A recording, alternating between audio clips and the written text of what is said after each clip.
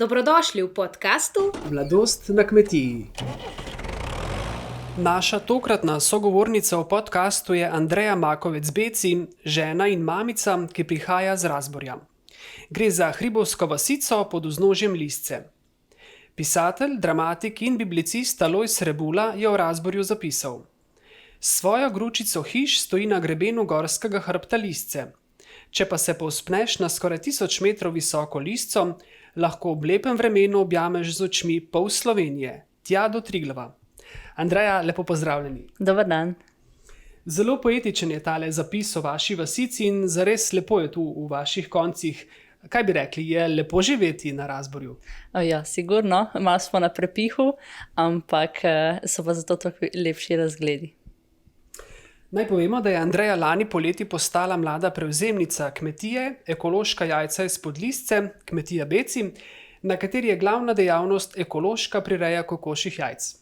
Andreja, ampak vaša kmetija je še mnogo več, ne, kot samo prireja jajc. S čim vse se ukvarjate, kakšno oznako bi dali vaši kmetiji? Naša kmetija je ekološka kmetija, ki se ukvarja z mešano rastlinsko in živinorejsko pridelavo. Ja, glavna dejavnost je vedno bila sicer živinoreja, zdaj trenutno je to prireja jajc, sicer imamo pa še tudi krave dojilje. Kar se pa poljedelstva tiče, pa pridelujemo krmo za kokoši in govedo. Imamo pa tudi nekaj krompirja, fižola, soje, tudi za humano porabo. Tako da vse je pa vse zdaj že kmetujemo na ekološki način. Ja, v toku časa se je pri vas kar nekaj spremenilo, tudi način pridelave hrane, tudi torej iz glavne dejavnosti z eno v drugo, o tem bomo več rekla v nadaljevanju. Pa če se preseliva še nekaj let nazaj, vi imate 2 sestri, vi ste najmlajši od teh 3. Ja. Kako se spominjate, kako je bilo odraščati na vaši kmetiji, ko ste bile vse 3 mlade punce, mlada dekleta? Jaz sem najmlajša. Tudi tukaj z bližnje, naši najbližji sosedi, otroci so bile naše 2 sestrične in bratranec, tako da naš 6 se je vedno igrali skupaj in jaz sem bila od vseh nas najmlajša, tako da jaz sem bila vedno iskreno brez skrbi, so mogli drugi čuvati na mene, tako da je bilo veliko svobode. Starši so bili kar precej zasedeni. Takrat se mi to sicer ni zdelo tako, fino, kot življenje v mestu, tam je vse na dosegu roke, pa lahko greš peš, recimo na kakšne prostočasne aktivnosti, to pa nam ni bilo mogoče, je bilo vedno treba imeti nek prevoz oziroma smo bile vezane na avtobus, tako da ampak je bilo pa pač vse sorte raznih vragolij, od tega, da smo pobegnili en k drugem, pa tako veliko časa smo preživeli skupaj, no. Ampak takrat sem res imela, potem ko smo majčkeno starejša, že pravi višji letniki osnovne šole, sem pa imela prijateljice v Sevnici in sem tako, pa kako bi jaz živela rajše v mestu, kako je to boljše. Ampak pol s časom pa greš še v malo večja mesta, pa vidiš, da to sploh ni tako slabo. Se pravi zakladi skrivajo doma. Ja, res je, ja.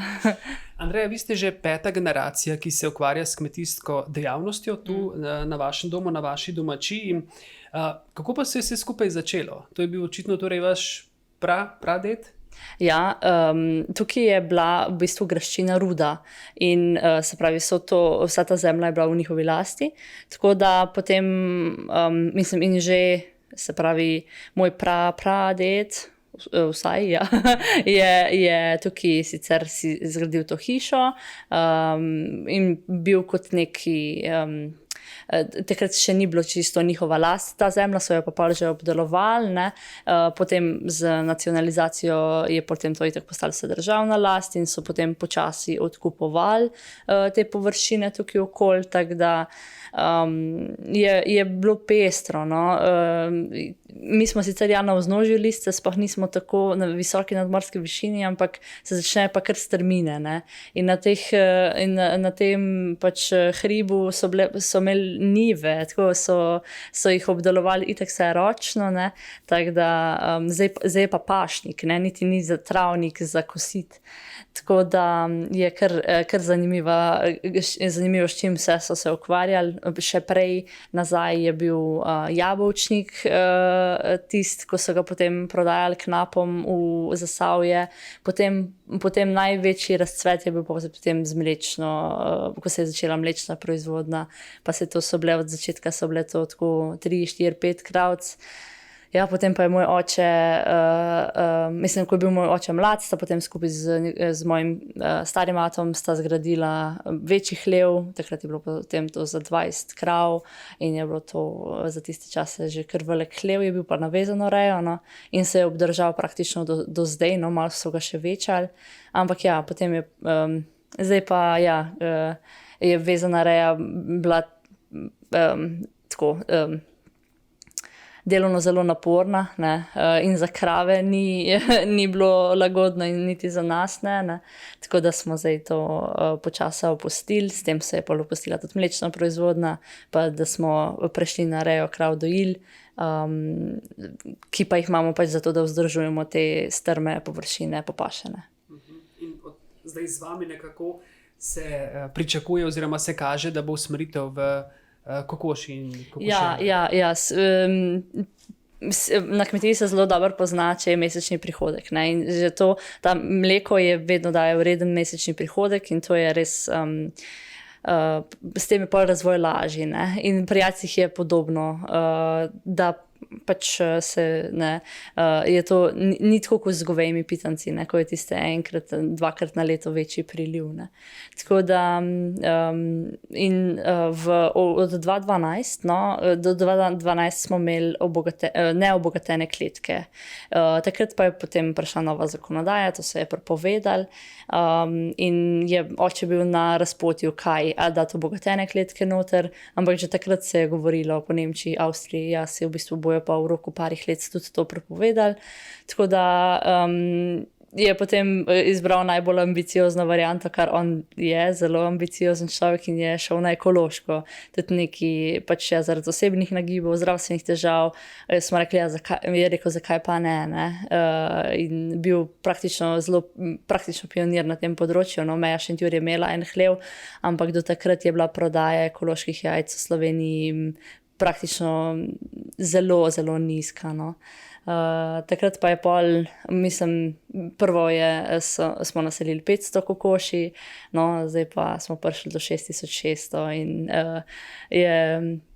bi še bilo, mislim, je še večje povpraševanje, ampak ne more to kar rasteti, ne. Ekološka reja je zelo strogo predpisana, več kot 3000 kokoši ne sme biti v enem hlevu, tako da smo omejeni tudi z travnatimi površinami, tako da, ampak ja. Torej morate vi imeti 3 hleve potem, čeprav preračunam. Ja, imamo 3 hleve, ja. Ta prvi najstarejši hlev je še od prej, ja, je bil sam preurejen, potem pa smo še 2 hleva postavili zdaj v roku zadnjih 7-8 let, ja. Bova še več o samih značilnostih ekoloških reje jajc in kakšna je pravzaprav kakovost teh jajc več povedala v nadaljevanju. Vi ste lani prevzeli kmetijo in imate pa 2 starejši sestri. Ne? Je bilo to že od nekdaj dogovorjeno, da jo boste vi podedovali in peljali naprej? Ne, tako je bilo. Glede na to, da smo bile same punce, so starši vedno govorili, da, mislim, no, mama ni bila zainteresirana za to, da bi katero prevzela, si je želela za nas, da bi pač si dobile eno pač delo v službi, kjer imaš lahko bolniško, porodniško in te zadeve, ne. Oče je bil pa zelo navezan na to in je rekel, ena bo prevzela, ne, ni važno katera. Pa so malo čakali, malo gledali, kakšne fante si izbiramo. Ta starejša je bila vedno leteča, ona in tudi najbolj Atiju podobna, tako da ona dva ne bi skupaj, mislim, bi imela izziv skupaj funkcionirati. Tako da se je zdaj preselila v Belgijo in je tam veterinarka. Ja, čeprav je v tej smeri, ne, je čisto v živinorejski smeri, ampak nekako ni bila nikoli za to zares zainteresirana, potem smo bili pa midve s Sabino, ne. Pač ja, pol je pa v bistvu to odtehtalo to, da je moj zdaj mož Davor tudi bil zelo zainteresiran za kmetijstvo, precej se je izkazal, pol je šel tudi študirati na Grm, na višjo šolo in so se meni tudi zdele te vsebine zelo zanimive. Tako da, ko sem bila pol zadnji letnik gimnazije, je on glih ta program vpisal in sem rekla, ja, pa grem pa na zootehniko, zakaj pa ne pa. In takrat je nekako padla prva taka načelna odločitev, da bova pa midva prevzela. Potem pa sicer še pozneje, ja, ko smo se širili za vsak nov hlev, kokoši, Ati za zihar vprašal, pa bo ta prevzela. Ne, ker se je res, zakaj bi širil, če ne bi bilo pač nadaljevanja, ne. Se pravi, zdaj vi kot mlada družina naprej peljete na papirju tudi že uradno kmetijo naprej. Kakšni so sedaj odnosi, ko ste vi tudi na papirju uradno lastnica in prevzemnica kmetije? Kako so zdaj odnosi urejeni in recimo razdelitev dela? Tako, mi smo se res dolg časa pripravljali na to. Zdaj je to, ja, recimo tam slabe 10 let, ne, Tako da, in so se že zdaj te naloge že v tem času postopno prilagodile. Nismo zdaj z lanskim letom se je spremenil pač papir, zdaj z novim letom še knjigovodstvo, pač listina, pa druga davčna številka, druga pa imamo kontinuiteto, no. Tako da pač za kokoši skrbimo večinoma midve z mami, tako midve z mami smo tako na kmetiji za živali, sicer ja za mehanizacijo, za polja sta pa pač ja Davor in Ati. Tako da zdaj krave dojile so zdaj po zimi v hlevu in to zdaj sicer dela Davor, potem ko bo porodi, to zelo rada delam jaz, čeprav ja, vsi znamo pa vse, ne, sej oče itak je imel prej krave, on je stručko za porode, ne, tako da je dober mentor, marsikdaj kaj prav pride, da ga vprašam, ne. Pa ja, in tudi, ne vem, se nadomeščamo, ne, tako, gre ta recimo tudi ona 2 jajce pobirati, če pa je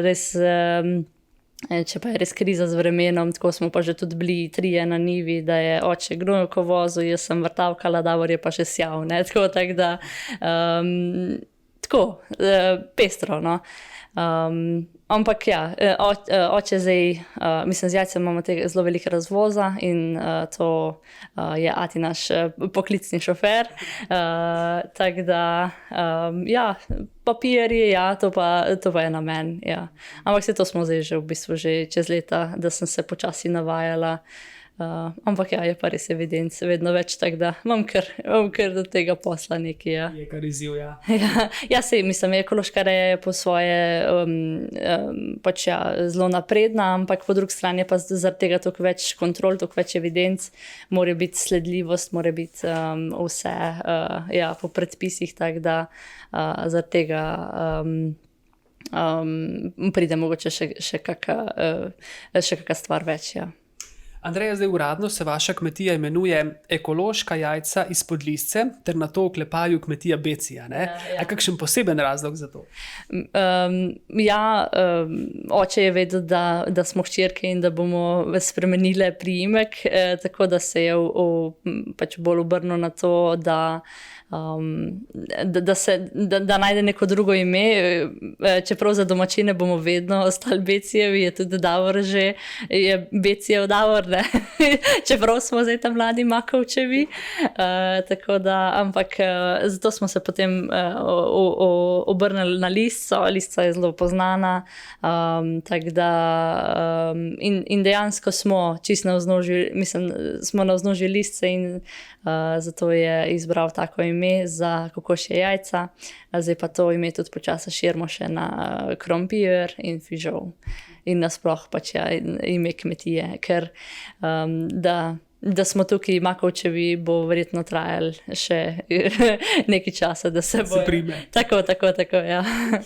Andrej, omenili ste Davorja, moža, že kar nekajkrat in je prav, da ga zdaj vsaj malo bolj opiševa še tudi tukaj, na tem mestu. Pred približno 3 leti ste se poročili in seveda tudi on se je zelo hitro, kot je razvidno iz vašega govorjenja, vklopil v vaš način življenja kmečki. Ali tudi on prihaja s kmetije in je bila ta odločitev, ko sta se skupaj odločila, da prevzamete kmetijo, je bila tako naravna, enostavna, oziroma kako ste se tudi vidva potem res skupaj odločila za to? Ja, Davor prihaja iz manjše kmetije iz okolice Studenca, iz vasi Impolje, to je samo drugi konc občine, tako da je tukaj dosti blizu doma.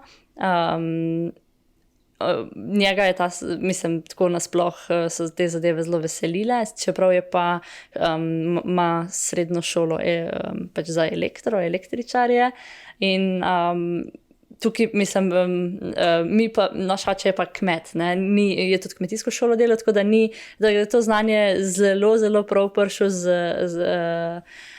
pač hlevi za kokošje nesnice so zelo, pač ja, imajo veliko elektronike in on pa se nekaj je že znal, nekaj se je pa pol pač ja za sproti naučil, res je stručko za vse mehanične zadeve in popravila, tako da se je pokazalo, no, da je zelo, zelo potreben tudi tak človek na kmetiji. Ampak ja, tudi on se je odločil, kaj bi, ne. Mislim, midva sva skupaj že zdaj 11 let, no, tako da to je, zdaj, da sva se poročila, je krajše obdobje, kakor to, da smo že skupaj. In takrat je, ja, prvo se je seveda hotel izkazati, da je priden, to seveda zelo je, ne, ampak je pa tudi pol ta odločitev, bova tukaj živela, ne, ja, opcija je, zakaj ne. Ja, in prinesel tudi prepotrebna znanja, ki pridejo prav na kmetiji. Ja. Zdaj pa bova še nekaj več povedala o samih ekoloških jajcih, ne. Toliko časa se vrtimo o tem pogovoru, ampak če čisto tako pogledamo, ne, kakšna pa je značilnost ekološko predelanih jajc, kako morajo biti krmljene vaše kokoši, da je potem lahko dobijo oznako, da so ekološko predelana jajca? Ja, kot sem že omenila, ekološka reja je kar strogo predpisana in tudi kontrolirana.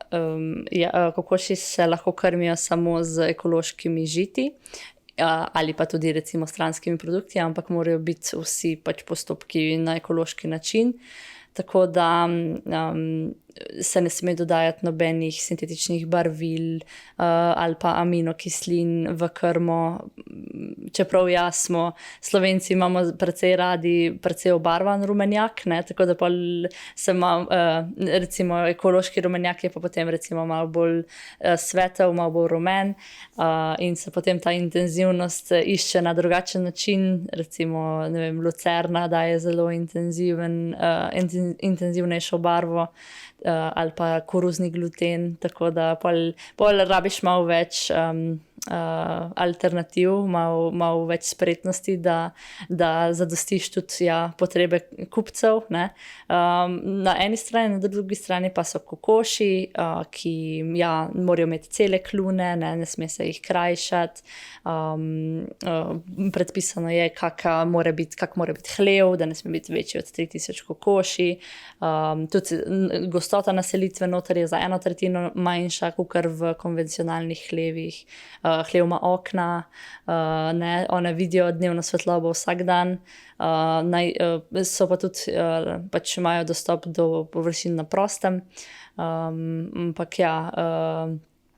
tega je tudi to predpisano, da mora imeti 4 kvadrate izpusta, ena kokoš, ne, tako da so zelo, mislim, zelo veliko predpisanih zadev, ko jim moraš zadostiti, pa seveda vsa sledljivost, strožji veterinarski nadzor, tudi če bi prišlo do kakšnega zdravljenja, kjer trkam, da sicer ni, no, še bilo, je karenca dvojn čas, se pravi, ko ne smejo iti taka jajca v prodajo, tako da so lahko pač s certifikatom so lahko kupci res zagarantirani, da so ta živila kvalitetna. Medtem ko sicer je nasploh slovensko podeželje je zelo naravno in zelo malo stvari se uporablja, ampak Tam pač je potrebno res veliko zaupanje. Ne? Tukaj pač, kadar je pa certifikat, pa je lahko to zaupanje se lažje vzpostavi. Andreja, 6600 kokoši. Ja. Koliko dnevno jajc je to? Imate preštet ta podatek? Ja, zdaj trenutno je tam okoli 5500, ker kokoši mlade malo boljše nesejo, ko so malo starejše, malo manj. Tako da, ja, mora biti preštet podatek vsak dan. Zdaj smo tik pred veliko nočjo, še slaba 2 tedna nas ločita do tega največjega krščanskega praznika in vemo, da brez jajc oziroma velikonočnih perhov ni velike noči. Lahko rečete, da je povpraševanje v teh dneh še večje kot sicer, pa že tako pravite, da je povpraševanje veliko. Ja, zagotovo vsako gospodinjstvo takrat želi imeti dodatna jajca na mizi. Kar se mi zdi prav, sej pač pirhi na velikonočnem zajtrku zelo, zelo dobro delajo, jih tudi mi zelo veliko bojemo, ampak bolj se mi pa v bistvu zdi velika škoda, ko ljudje uporabljajo hrano za okras, ker ja, pač kokoši so naravna, mislim, so živa bitja in one imajo svoje zakonitosti, vsaka kokoš znese največ 1 jajce na dan ali še manj, ne, da kakšen dan tudi pač počiva, tako da potem tista jajca, recimo, ko so za okras, recimo 14 dni na mizi, verjamem, da jih marsikdo potem zavrže. Tukaj en velik apel ljudem, ja, to je hrana, zakaj ne bi za okras uporabljali kakšne druge stvari, ker in da potem pač tisti, ki pa ne želijo pojesti, da ne zmanjka. Sicer danes v teh trgovinskih verigah ne zmanjka, ne, se potem oni že dobijo iz drugih pač držav, ampak tako se mi zdi, da če vsak naredi nekaj na tem, da je svet malo lepši. Andreja, zagotovo ta podatek dobro poznate in vas tudi ljudje sprašujejo, katera jajce pa je najbolj primerno za pirh, ne? Koliko časa uležano, recimo, je najbolj primerno, da se lepo lupi, da ne odpade še pol beljaka zraven. Ja, to marsikdo ne ve in nasploh pač se jajce spreminja s starostjo, ne? In nasploh so sicer sveža jajca najbolj okusna, kadar jih recimo spečemo na oko ali tako, ne? Ampak kadar pa jih imamo za trdo kuhane jajca, je pa najboljše imeti 2-3 tedna uležana jajca, da pač ja, procesi v jajcu potekajo, če je jajce čisto, lupina nepoškodovana, mora biti vsebina noter sterilna, ker kako pa bi se drugače piščančki razvijali, ne? To je čist naravni mehanizem, tako da in tako jajce potem se lupina veliko lažje lupi, tako da zdaj je zadnji čas, da si nabavite jajčke za velike noče, ne v petek. Ja, mislim, so tista jajca tudi zelo več čisto v redu, samo malo več beljaka bo šlo z lupino v smeti. Vi tudi vzrejete svoje lastne piščančke? Ne. Mi kupimo jarkice tik pred nesnostjo, ker ja, vzreja jarkic je spet ena taka panoga. Ja, pa tudi zelo pomembna zadeva, ker od tistih 4 mesecev vzreje je potem odvisen celoletna nesnost, tako da zaenkrat to še prepuščamo profesionalcem. Kaj pa se zgodi z nesnicami, ko pri vas so določeno dobo, ne vem, leto, 2, kaj se potem zgodi naprej z njimi, ko ni več nesnost tako dobra? Ja, pač starostjo kokoši začnejo nesti vedno manj jajc, imajo vedno pač več premorov, lupina se stanjša, tako da in čeprav ne, jaz rečem, da je naša reja 3000 kokoši majhna reja za napram recimo konvencionalnim rejam, kjer lahko grejo velikosti hlevov tudi tako do 60 000 ali več, ne. Se pa pozna, recimo, da so take kokoši še čisto v redu v manjših rejah, 10, 20, 50 kokoši in ja, že od nekdaj je bil pri nas ta, da se je potem te enoletne kokoši prodajalo naprej ljudem, tako da so se ljudje tudi zelo navadili, te kokoši so navajene izpustov, zato je toliko one se zelo dobro znajdejo od zunaj, tako da so za dvoriščno rejo res zelo primerne in so ljudje zadovoljni z njimi. Velikokrat pa tudi rečejo, ja, da jim zdržijo tudi tako še po leto ali dve. Sicer ja, zagotovo si vzame pol tudi tam na kako zimsko pauzo ali pa kaj takega, ampak marsikdo se pa pošali, da za lisico so dobre tudi stare. Kot za obaro. Ja, za juhico pa tako seveda. Ja. Je pa zelo veliko, mislim, sigurno za vsakič kakšna stara mama. Ja. Moja hčerka, moja vnukinja je noseča, ima otroka, rabimo nekaj za juhico. Ja. No, zdaj ste mi dali dobro iztočnico, ne? Tudi vi ste mlada mamica, mlademu Oskarju, mislim, da 3 mesece je star. Ste dobili tudi vi svežo obaro? Seveda. Ja, vse to je pa velika prednost življenja v isti hiši s starši. Sej že skozi vem, da so prednosti, ampak je pa tudi kakšna, recimo, malo več prilagajanja ali pa tako, ne, itak, ne, ni čist enako samostojnemu življenju, ampak ja, zdaj v tem obdobju pa res so zlata vredni.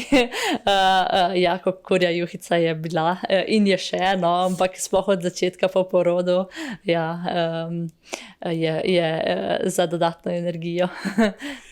Andreja, kako se vam je življenje zdaj v teh zadnjih mesecih spremenilo, odkar ste mlada mamica, torej vam in možu Davorju? Ja, zelo.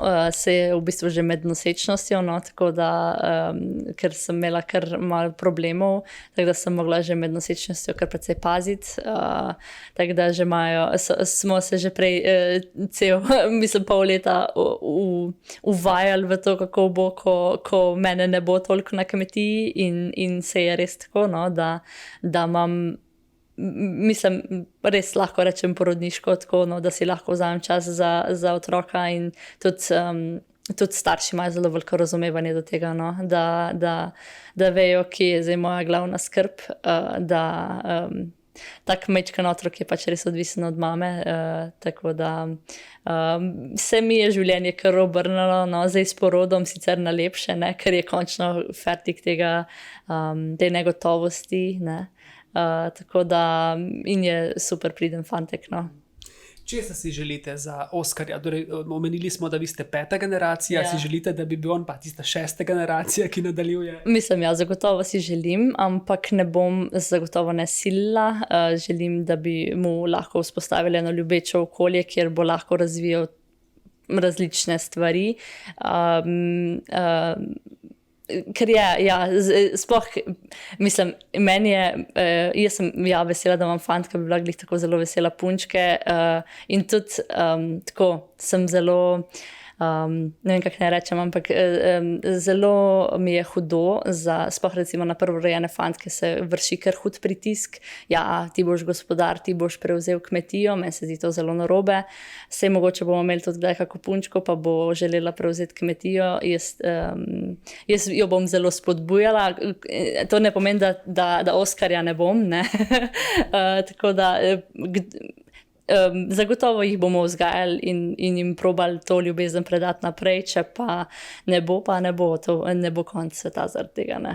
Ja, Andreja, vi ste dokaz tega, niste niti prvorojena, niti niste fantek, pa nadaljujete dejavnost. Ja, res je, ja. Rečeva še nekaj o tem, da ste tudi članica Društva podeželske mladine Zabukovje.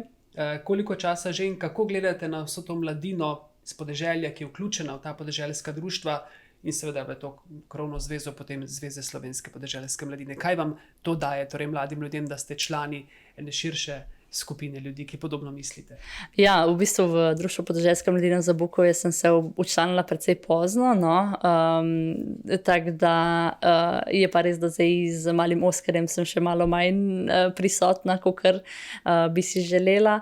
Ampak ja, se mi zdi, da je taka društva res veliko pripomorejo na lokalnem okolju k obogatitvi okolja, druženju.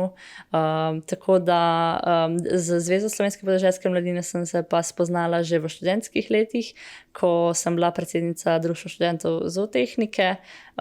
To društvo je ravno tako član zveze in ja, tam smo stkali prijateljstva, poznanstva, tako da sem tudi nekaj časa sodelovala z njimi na področju prenosa znanja in spletnih seminarjev. Tako da mislim, da je super, no, da delajo super stvari. Odkar so tako aktivni, se mi zdi, da se veliko bolj, ne vem, da je tudi pod Želanom zrasla samozavest, da vidijo, ja, ok, ne rabi nas biti sram, da mi smo pač, mislim, ja, nekaj nadaljujemo, eno tradicijo, seveda ja, se to s časom spreminja, ampak se pa tudi miselnost v tem času precej spreminja. Ja. Ja, tako je prav. Mladi spremenjate miselnost, tok kmetije in tako je tudi prav. Še eno zadnjih vprašanj. Vemo, da Razbor je manjši kraj, kjer se vsi med seboj poznate in v določenem obdobju, ne zdaj seveda ob rojstvu malega sina malo manj, ampak ste bili pa zelo dejavni in vpeti in aktivni v tukajšnje življenje. Ne? Kje vse ste bili dejavni? Vas je zanimalo precej stvari? Ja, na Razborju imamo kulturno, športno in turistično društvo Blaž Jurko Razbor pod Lisco in sem bila svoj čas vodja folklorne skupine Blaž Jurko, tako da smo bili mladi, zagnani. Še vedno ste? Ja, smo še mladi, ampak zdaj so se pač, ja, smo šli v službe, nekateri družine, tako da nekateri so se odselili ali pa recimo ostali v Ljubljani, tako da smo se malo razkropili zdaj trenutno, malo še korona pripomogla, da smo zdaj majčkeno pospravili plesne čeveljce v omaro, pa bojo še verjetno prišli kdaj na kakem druženju tako, veliko bujamo spominov, pa se pogovarjamo, kako je bilo tam fajn na unem nastopu tam, tako da bo še kdaj kaj izraslo verjetno. Ja, drugače pa je na Razborju res zelo aktivno kulturno dogajanje. To je takrat uvedel pater Karel Gržan. On je res, ja, sicer ne poznana ikona in na Razborju je deloval dolga leta in tudi takrat se mi zdi, da je bilo res zlata doba vsega dogajanja na Razborju. Takrat smo, mislim, obdržali so se še tudi razborski večeri, drugače pa je zelo aktivna moška vokalna skupina Fantje z Razborja in pa otroška dramska skupina. Tako da, ja, Razbor je ena taka majhna vasica, ki sicer ima zelo veliko zaledje, ne? Tudi mi smo kar precej nižje od vasi, ena zadnjih hiš, ampak ja, smo pa navajeni gravitirati tja, ne? Je tam vseeno okoli cerkve in okoli doma krajanov, se mi zdi glavno družbeno dogajanje v vasi, ne? Ja, tako, Andreja, počasi sva izčrpala teme, ki so bile namenjene najne pol ure pogovoru.